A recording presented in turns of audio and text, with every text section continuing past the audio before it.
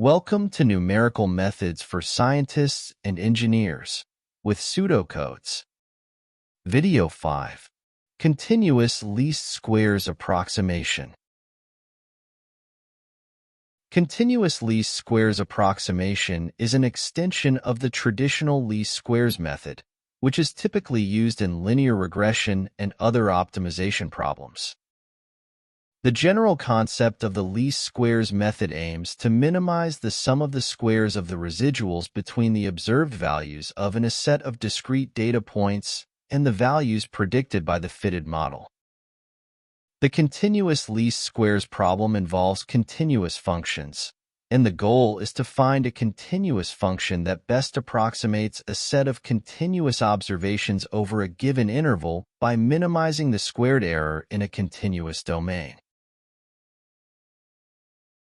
Continuous least squares approximation has practical applications across various fields, primarily in situations where data or functions are continuous rather than discrete. Its flexibility in handling continuous domains and minimizing errors makes it a powerful tool in many scientific and engineering applications. It is used in signal processing to fit smooth curves to noisy signals in fields like audio processing, telecommunications, and image processing. In control theory to model dynamic systems by approximating system responses. In solving ordinary differential equations and partial differential equations using the Galerkin, finite element, and collocation methods. And in modeling continuous relationships between variables to obtain a regression, and in many other areas. In practice, often we have to deal with complicated functions. Sometimes a simpler approximation is used to replace a function to simplify calculations or to more clearly understand or explain the relationships between dependent and independent variables. In the meantime, the approximation should yield results of reasonable and acceptable accuracy. The best approximations for continuous functions should minimize the maximum-minimum error on the interval they are prescribed. A better approximation of a continuous function oscillates about the function I.E. under and overestimates in the interval of interest. The areas between the true and approximate functions corresponding to the parts above and below the true function should be approximately equal. Ideally, it is desirable to have the deviations on both sides be in the same order of magnitude as well. Taylor polynomials obtained from Taylor series can be used as approximations for continuous functions. Here, we have the graph of e to the x in the interval from 0 to 2. The first, second, and third degree Taylor polynomials can be written as follows. A first-degree polynomial approximation may be considered sufficient for a narrow band of x in the vicinity of x equals 0. It is because a Taylor polynomial is good only in the vicinity of x equals a, and the degree of the polynomial needs to be increased to improve its accuracy.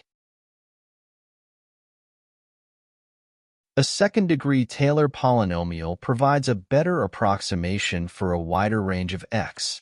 As shown in the figure, the approximation in this case deteriorates beyond x approximately 0.7. Eventually, all higher-degree approximations will deteriorate with increasing x. Hence, the Taylor polynomials are not suitable for such approximations. The continuous least squares approximation is alternatively applied to a continuous function to obtain a simpler approximating function y, x, with a small average error. The average error of an approximation is defined by the root mean square error expressed as follows.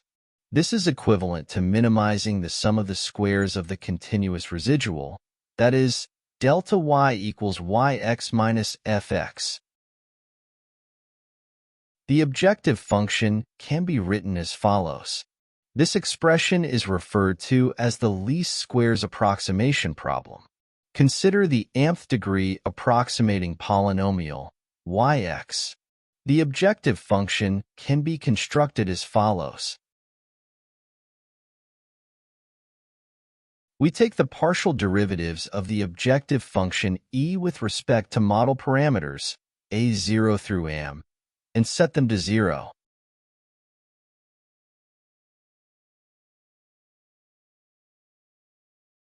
After rearranging the equations, we may express the system in matrix form as follows.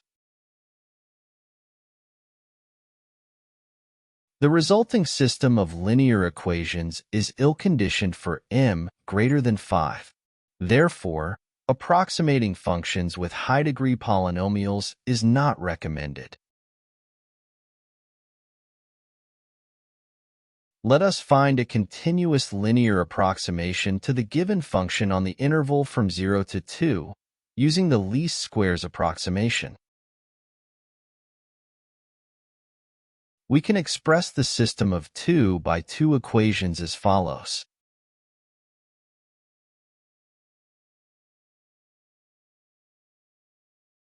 Evaluating the integrals, the right-hand side and matrix elements are found as follows.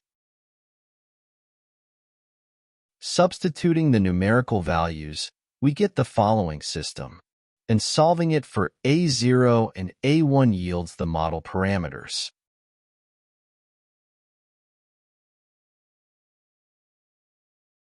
The following figure depicts the function fx on the interval from 0 to 2.